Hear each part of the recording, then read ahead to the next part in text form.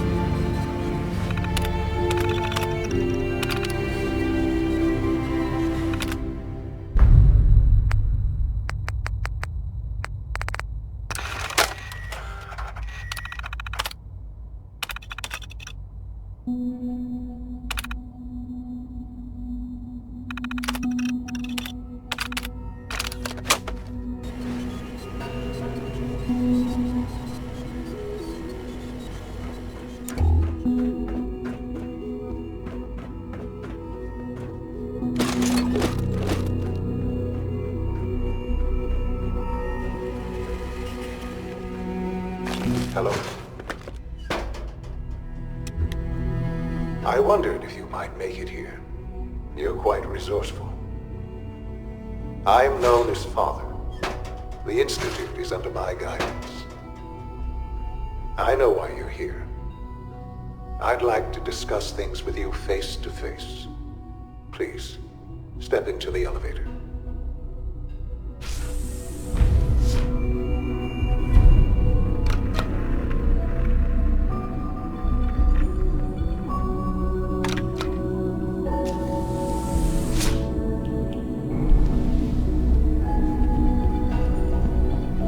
I can only imagine what you've heard, what you think of us. I'd like to show you that you may have the wrong impression. Welcome to the Institute. This is the reality of the Institute. This place, these people, the work we do.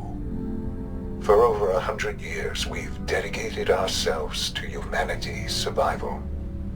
Decades of research, countless experiments and trials, a shared vision of how science can help shape the future. It has never been easy, and our actions are often misinterpreted by those above ground. Someday, perhaps, we can show them what we've accomplished. But for now, we must remain underground. There's too much at stake here to risk it all. As you've seen, things above are unstable. I'd like to talk to you about what we can do for everyone. But that can wait. You are here for a specific, very personal reason. You are here for your son.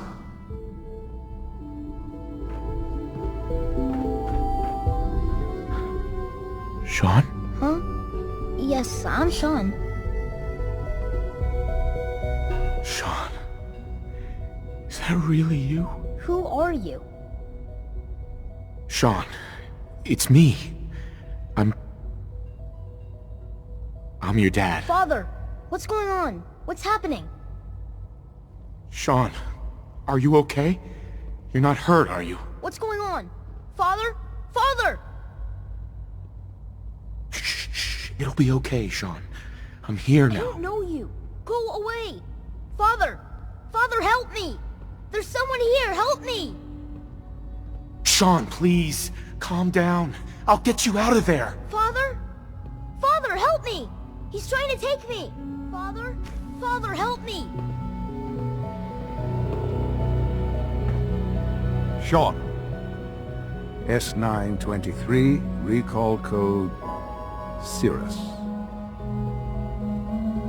Fascinating, but disappointing. The child's responses were not at all what I anticipated. He's a prototype, you understand. We're only just now beginning to explore the effects of extreme emotional stimuli. Please try and keep an open mind. I recognize that you are emotional, and that your journey here has been fraught with challenges. Let's start anew. I am Father. Welcome to the Institute. Give me Sean. get the real Sean! Right now! I know. I know. You've gone to such lengths to find him. Just... help me understand what's going on here. I promised answers, and answers you shall have.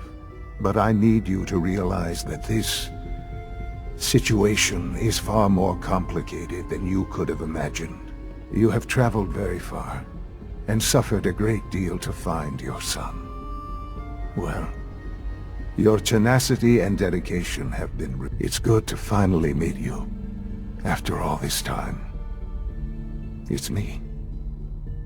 I am Sean. I am your son. How is that even possible? I know this is a lot to take in. In the vault, you had no concept of the passage of time. You were released from your pod and went searching for the son you'd lost. But then you learned that your son was no longer an infant, but a 10-year-old boy. You believed that 10 years had passed. Is it really so hard to accept that it was not 10, but 60 years? That is the reality. And here I am, raised by the Institute, and now its leader. But why? Why take a child? Why take you? Ah, now that's the question, isn't it? Why me? At that time, the year 2227, the Institute had made great strides in synth production. But it was never enough. Scientific curiosity and the goal of perfection drove them ever onward. What they wanted was the perfect machine. So they followed the best example thus far. The human being. Walking, talking, fully articulate, capable of anything. So the weird science experiments needed specimens. That's why they took you. In a manner of speaking. Yes. The Institute endeavored to create synthetic organics. The most logical starting point, of course, was human DNA. Plenty of that was available, of course. But it had all become corrupted. In this wasteland, radiation affected everyone. Even in their attempts to shield themselves from the world above, members of the Institute had been exposed. Another source was necessary. But then the Institute found me, after discovering records from Vault 111. An infant, frozen in time, protected from the radiation-induced mutations that had crept into every other human cell in the Commonwealth. I was exactly what they needed.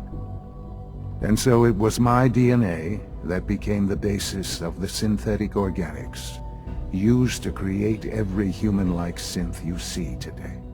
I am their father. Through science, we are family. The synths, me, and you. And you've been down here the whole time? I have. Yes. I know you must have questions. Please. Anything I can do to help you understand. Your mother. She never got to see you grow up? Yes. What happened to her was... I've gone over the records of the incident, of course. It seems her death was an unfortunate bit of collateral damage. Collateral damage? Is that all she was to you? I forget that it's been such a short time for you. I don't have any direct memories. And I've had my entire life to cope with the loss. Has it always been easy? Of course not. But I've done my best to move on and live my life. For many years, I never questioned who my parents were. I accepted my situation, and that was that. With old age comes regret. And asking what if more often. But What matters now is that you and I have a chance to begin again. What else can I say to ease your mind? Kellogg. He worked for you? Kellogg. He was an Institute asset long before I arrived here. It wasn't until I became director that I learned of all the things he'd done. What kind of man he was. You knew the man was a psychopath, but you used him anyway? Would you have preferred that I turned him loose on the Commonwealth? At least keeping him on a short leash kept the collateral damage to a minimum. The Institute took advantage of Kellogg's vicious nature. I will freely admit that. Institute technology prolonged his life, and his usefulness far beyond any normal human lifespan. He never failed the Institute, but his cruelty became more apparent with every completed objective. I won't lie. It's no coincidence your path crossed his. It seemed a fitting way to allow you, us, to have some amount of revenge. What else can I say to ease your mind? So you're in charge of the Institute? I am the acting director, yes. I spent decades working to reach this point. It's a responsibility I take very seriously. The Institute. It's important. It really is humanity's best hope for the future, no matter what those above ground might think of us.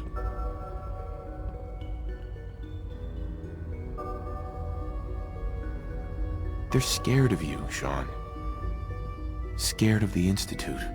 People are always frightened by what they don't understand. Ultimately, the Commonwealth has nothing to fear from us. Whatever you've seen or heard, I know I can convince you of that. Just give me time. I know there's more for us to discuss. But the Institute is on the verge of some important breakthroughs. Your presence would be appreciated as we approach them. I've been a part of something amazing here.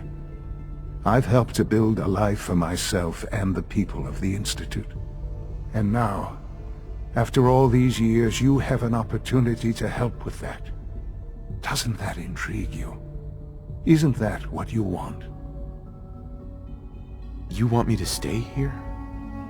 In the Institute? Yes, that is what I propose. Is it so hard to imagine? The Institute can provide a better life than anything above ground. You've been in the Commonwealth. You've seen what it's like. I assure you that you are better off with us. Things are pretty terrible up there. I've seen it myself.